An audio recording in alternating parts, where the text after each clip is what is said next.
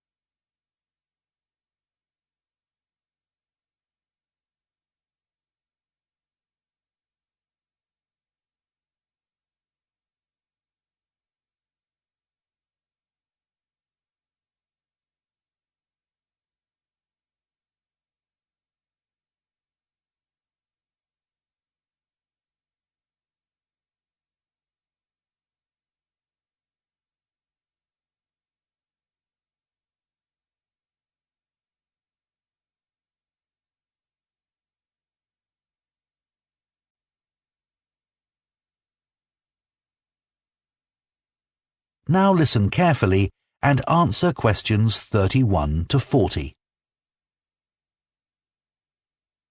There are trends in food much as there are trends in clothing.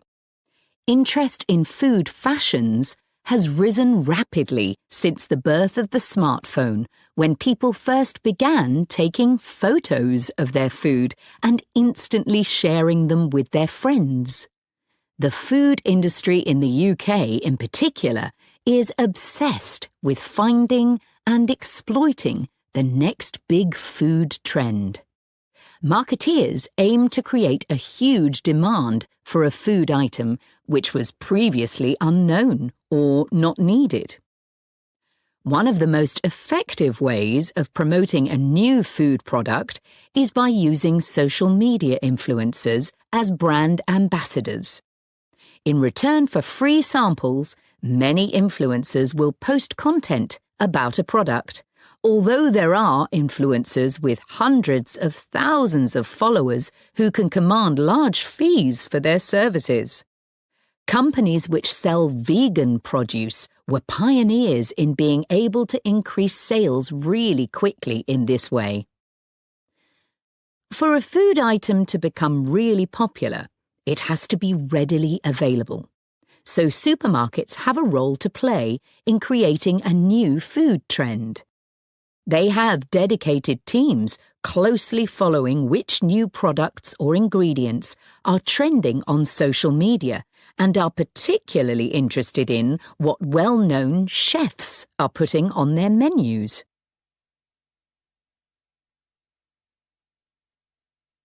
I'd like to look at a few examples of marketing campaigns which were really successful in launching a new fashion trend. Starting in the 1990s with the avocado. A British PR company was hired to raise its profile and stimulate demand.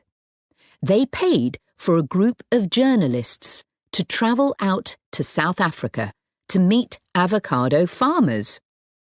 Articles written following this visit helped to educate the British public about the avocado, which at this time was certainly not the daily staple it's since become. Advertisements were designed to promote the avocado as a superfood, rich in nutrients and therefore beneficial for health.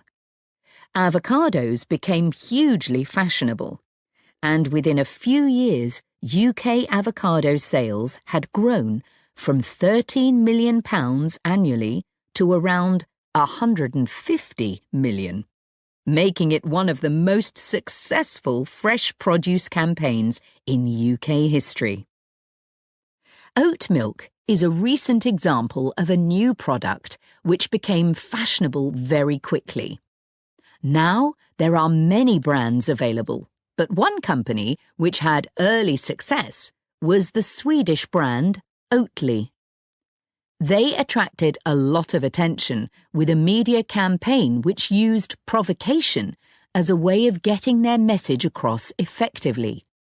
The fact that this campaign aggravated competitors producing milk from dairy cows was seen as a plus, as it helped to make oat milk seem cool. In the USA, the brand decided against a big retail launch in favour of getting the product into coffee chains, which removed the need for a big advertising budget. This proved far more effective than offering samples in supermarkets. Oat milk had an advantage over other alternative milk products, such as almond milk. Many consumers prefer it because it has less of an impact on the environment. It requires significantly less water to produce than other alternative milk products, and it also has a relatively low carbon footprint. Norwegian skrei, a rarely available seasonal fish delicacy, otherwise known as Arctic cod, is now found on the menus of Michelin-starred restaurants throughout Europe. The demand for skrei has been used by a food marketing agency to build the reputation of Norway's fisheries in general. Marketing surveys have shown that a significant number of shoppers now associate Norway with excellent seafood. Food trends can be considered a good thing in some ways, as they can benefit farmers and food producers enormously. The public can also be encouraged to buy things which are more sustainably produced. But ethical concerns have been raised about the effects a surge in demand can cause. Quinoa is a classic example. This plant is native to Peru, and when demand peaked some years ago, the price soared, making it unaffordable for local people. While the popularity of quinoa has benefited farmers financially, there have been other negative consequences. As demand grew, farmers began working the land all year round in order to produce more quinoa.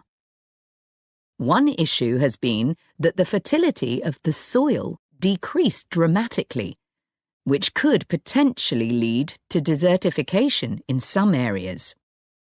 Another example would be the case of... That is the end of Part 4. You now have 1 minute to check your answers to Part 4.